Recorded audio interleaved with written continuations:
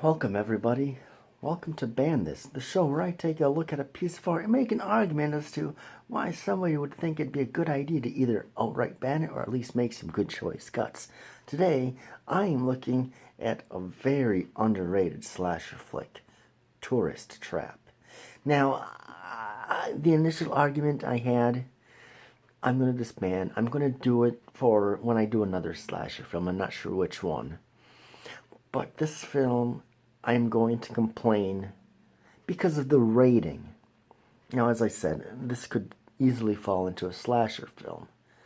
So what's up with the rating? This film is rated PG. Now, of course, this is coming from, this is late 70s, so the rating system in the United States was relatively new, still in its infancy, and we didn't have PG-13 yet. We didn't get that until '84 with Red at Dawn, as I had mentioned in the Red Dawn video. Now, yes, early rating systems could be very weird. Like, this film is more violent than something like Texas Chainsaw Massacre. That film is rated R. This is PG-13, despite there being a lot of axes in the heads. We don't necessarily see the action happen, but we see the after effects. Like, we'll see an axe, a cutaway shot, and then we'll see the person stumbling around, and we, see the back of their head, and, a little axe sticking in the back of their head, And we see that quite a bit. And Texas Chainsaw Massacre, there's some cutting, maybe a little bit more bloodshed, but it's not that violent little film. This comes across as more grisly. Now, so if somebody picked this up, okay, it's PG, can't be that bad, and then they see, people dying left and right, and it's like, what? What is this? This can't be PG. And now definitely would be a mindset nowadays, since PG is the new G, and G hardly exists. G means kids instead of being general audience. I hate the G stigma. I mean, people shouldn't have any problem with G. And if you look at some G films made, during this time, you'd be surprised that they were rated G. Like, the film Airport is a good example of that. Under a normal circumstance, you'd think it would, with some of the themes there, it would make sense it to be PG. And the film Head especially should not be rated G. I will get to that film eventually, since I do own it. I don't have Airport, but I do have Head, so I will get to that amazing movie. Anyways, and of course, being that, it's a slasher film, even if the rating were to be upped to, something higher, like if this were to be re-rated as,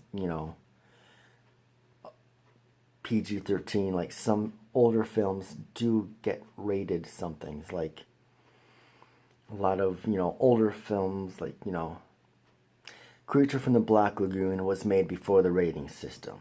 Now that has the rating of G, so on and so forth. And Psycho, that was made before the rating system. That is now rated R.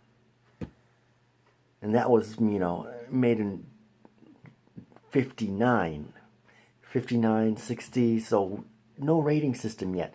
That gets an R rating. And this is PG. This is much more violent than Psycho is. So that's just kind of where I'm going at. Rating system is and probably always will be very broken, never makes sense. I mean, there's even documentaries about, like, I haven't seen it yet, but I do want to see this film has not yet been rated, or I think that's what it is.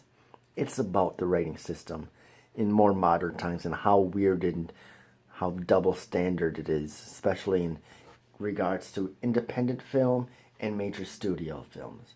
The major studio movies can get away with a lot more than the independent films. So an independent movie could be rated, get slapped with NC-17, and a major motion studio movie could get, a light R rating. It's very broken, but it's better than straight out. It's a better system than what the Hays Code was. So, for all its flaws, I am grateful we have it. At least, so a responsible parent can just say, maybe not, instead of, having a group of people telling us what we can and cannot watch. So yes, I do like the rating system despite its flaws. Like this. This is weird that this gets a PG rating while Psycho gets an R. Anyways, I think I made my point. Oh, I was going to say that even if this were to get rated to an R, it could still definitely freak some people out. Because, a guy going around killing people in, somewhat mundane ways, knives, axe, things, a lot of people could get easy access to if they feel the desire to go around and do an imitation spree.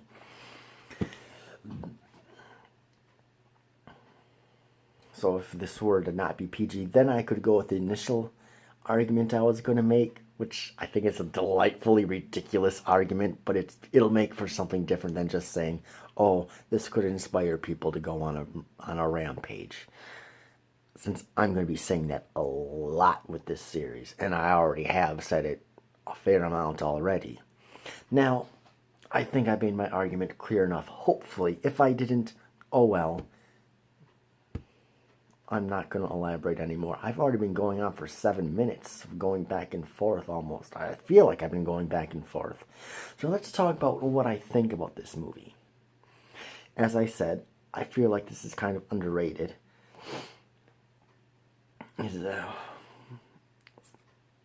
With movies like Friday the 13th, I think that movie is horrible.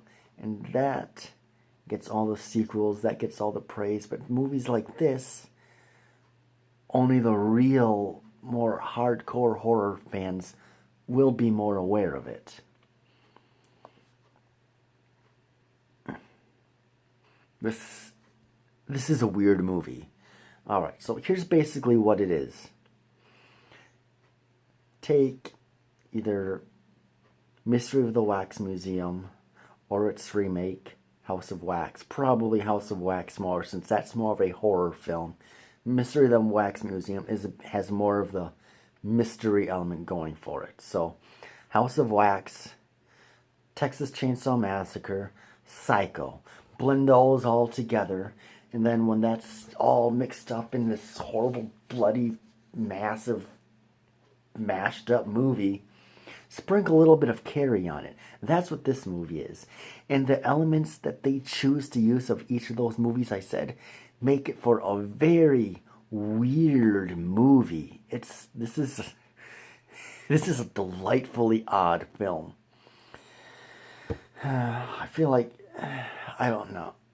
I haven't really done much of synopsis for these movies since this isn't a review show in the classic sense. This is just more looking at the slippery slope of censorship, and a lot of times censorship doesn't care about the story. They care about the elements and the perceived harm that it can cause, or, perceived rebellion or whatever. It is like an undesired outcome. They only care about the outcome and not the content, or perceived outcome as opposed to the content. But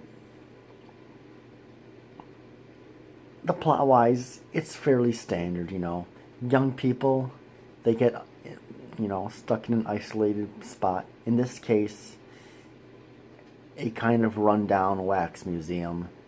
And then one by one, they die, and there's mannequins that seem to be alive, and that's where the Carrie aspect comes in, and it's a delightful mess of a movie. So if you want something different, and if maybe you have some youngins, and you want to try to get them into horror, this might not be a bad film to start out with, since it is rated PG after all.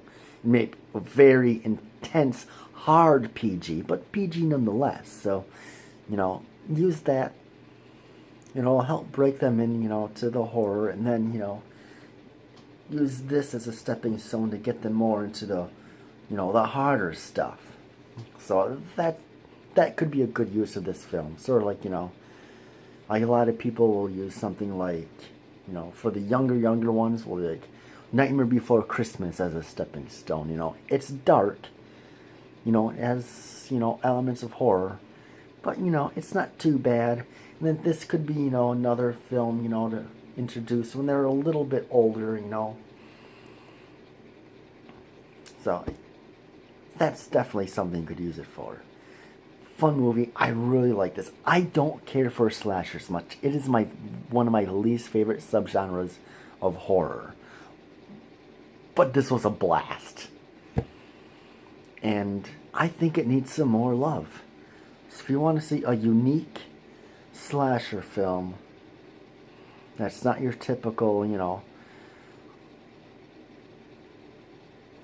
Nightmare on Elm Street, Halloween, Friday the 13th, or even, I don't know, The Burning. That gets a lot more attention than this film. This is something to check out.